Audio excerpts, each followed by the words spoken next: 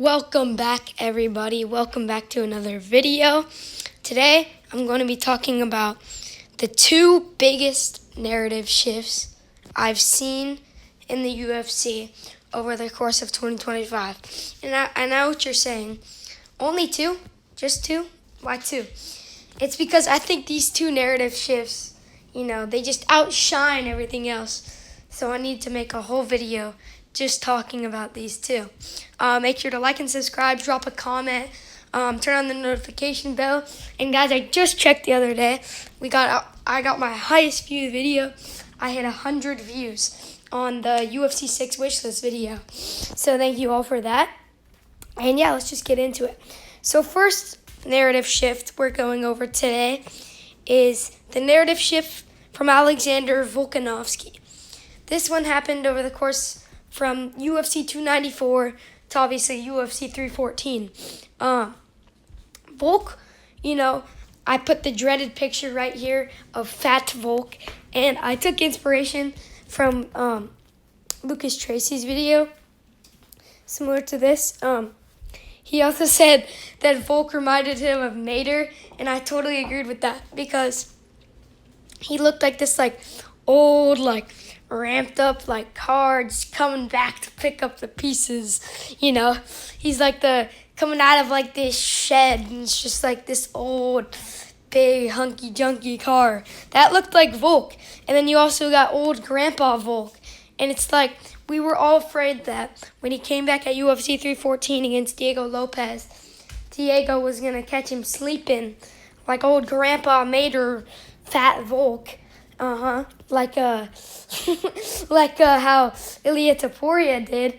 And then what we actually got, we got Prime Volk. Volk came back all primed up. You see I put the Prime Energy logo right there. We got Prime Volk coming back. Outstruck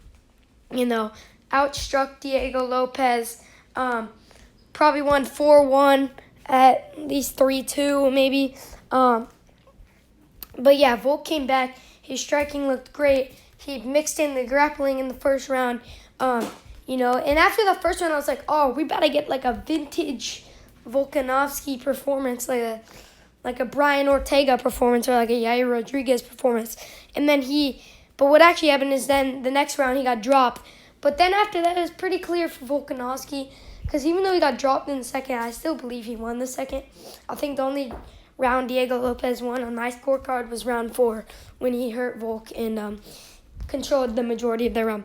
But yeah, Volkanovski, that was a ginormous narrative shift from going from old and broken down. He had all these knockout losses, to pound for pound number 1 and 2, Ilia Topuria and Islam Makhachev, which there's nothing wrong with that because, like I said, they're pound for pound number 1 and 2.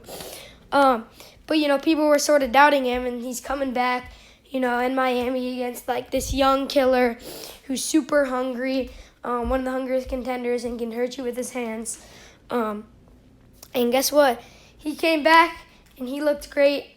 He looked improved. He didn't keep his chin up in the air. He did get dropped, but his chin looked improved, saying that he got dropped, okay, because he didn't get knocked out. Because he was still eating big meaty hooks and uppercuts and clean jabs and right hands from Diego Lopez for 5 rounds. And he ate them. He kept jogging forward. He rocked Diego Lopez in round 1 and then, kind of cruised to then besides the part where he got dropped. But Volkanovski, nevertheless, that was a humongous narrative shift. He went from, old and doubted to, now in his prime. All right, on to the next one, which is Yuri Prochazka. Yuri Prochazka went from the UFC 303, This Is How Legends Are Made Yuri, where, if you guys don't know what I'm talking about, at UFC 303, which is International Fight Week, Yuri Prochazka had his rematch with Alex Pereira for the light heavyweight title, and he walked out to this song that you'll hear in a Dude Perfect video when they're hitting trick shots in a basketball court. It's this is how legends... okay, look, I'm not going to sing, but Yuri Prochazka walked out to that, and, that picture right there, he got his ponytail turned sideways by Alex Pereira. So he went from like this goofy Yuri walking out to this song thinking it's like all business and cool, and Yuri Prochazka probably had no clue that song was weird. That's Yuri Prochazka. And he came back with that song, and obviously he got knocked out in the second round, completely dominated, dropped at the end of the first, knocked out in the second round. So then we were all like, well, Yuri Prochazka, he's coming back at UFC 311 against Jamal Hill. Jamal Hill was coming off a loss too, but Jamal Hill necessarily, like he says, you got dominated. I got caught. You got dominated. That Jamal Hill, I don't think his loss to Alex Pereira, was as bad as Yuri Prochazka's loss. Maybe in terms of embarrassment, yes, but in terms of like actual brutality, Jamal Hill kind of he got caught with one punch. He got caught with one punch. But you can't make that excuse where you're like, I got caught, because Alex Pereira is still throwing the punch. It's his strike that knocked you out. But yeah, came back and he still had some confidence. Jamal Hill, the whole ref thing where Alex brushed off the ref and then knocked Jamal out seconds later. Jamal Hill got super mad about that. He's complaining about that. So then he talked his smack on like the entire light heavyweight division. Came back against Yuri Prochazka at UFC 311, and we were all like, Jamal Hill's been out for a minute, since UFC 300. Maybe he's worked on his striking and his defense, and, Yuri didn't look so good in his last fight. He got completely dominated. Jamal Hill's a power puncher. I think Jamal Hill's going to put Yuri Prochazka to sleep. And everyone was saying that. I know some people had the Yuri picks. I picked Yuri Prochazka too. But the majority of people, because I watch MMA YouTube, I've been watching MMA YouTube for a while, and the majority of people were saying they think Jamal Hill is going to sleep Yuri Prochazka. And then guess what?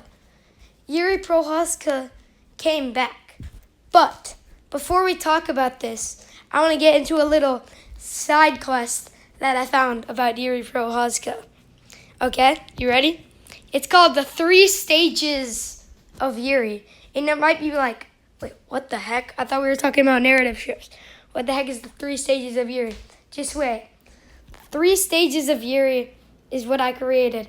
Okay, so I've displayed 3 images right here of Yuri Prochazka. The first one being from UFC 295, second one being from UFC 303, or 300, whatever. Basically looks the same as UFC 303 one, and the last one being from UFC 311. Okay, so for the first one at UFC 295, I put stoic. This was the stoic Yuri Prochazka. This was the Yuri Prochazka coming back from injury to fight for the vacant light heavyweight title against Alex Pereira. Alex was moving up division. Yuri looked scary. They kept replaying that one highlight of him spinning back elbow KOing Dominic Reyes. And you're like, oh, this guy's a samurai. He means business. And then obviously, he got the early stoppage loss to Alex Pereira. Then he fought Alexander Rakic at UFC 300 and kind of got whooped a little bit. In the first round, his leg was getting chewed up. He was getting pieced up by Alexander Rakic's 1-2s and hooks off the center line. And then, he kind of displayed this goofiness, this weirdness, and he came back in the second round, TKO'd Alexander Rakic, okay? And, like I said, Yuri Prochazka, the 3 stages of Yuri. So he thought, he could use some sort of that goofiness that he used against Alexander Rakic in his title fight against Alex Pereira, and that did not work. He got KO'd. So then goofy Yuri Prochazka, had just been flatlined out cold, So now you got 2 Yuris, the stoic Yuri, and then you got the goofy Yuri. And then we see the UFC 311 Final Form Yuri, which was like a stoic Yuri and a goofy Yuri. And do not call me crazy. Look at the images. You can see. In the first image, he looks more stoic, right? He looks more serious. In the second image, he kind of looks more goofy, like more like like just like free, like light on his feet Yuri, you know what I mean? And then the last image is like a mix of the two of them, you know? He's kind of got the serious look in his eye, but he kind of has the goofy, you know, look in, you know? So that was the 3 stages of Yuri that I'm talking about, which was the narrative shift. And going to the last, we got the new and improved Yuri against Jamal Hill at UFC 311. The stoic Yuri, but he was also pretty goofy. You know, he used his goofy techniques, but actually mixed in some new and improved head movement and some Alex Pereira techniques that you saw. And yeah, this Yuri, obviously, he won the fight. He got the TKO win over Jamal Hill in round 3. And yeah, so that was the video for today. I honestly might make another one because I don't think I have a lot today. Yeah, we're talking about my 2 biggest narrative shifts that I've seen over the course of 2025 so far. Maybe I'll make another one of these soon. I love making these videos. Make sure, like I said at the start, comment, subscribe, like the video. And yeah, because I'm just going to keep rushing content. Like I said, we're going to get to the top of the MMA world. We just got to keep going. And we hit our first 100 views. So yeah, guys, go check out that video. Keep making those views go up on the UFC 6 wishlist video. And also check out the other videos on the web. And yeah, guys, thank you for watching. I'll see you guys later.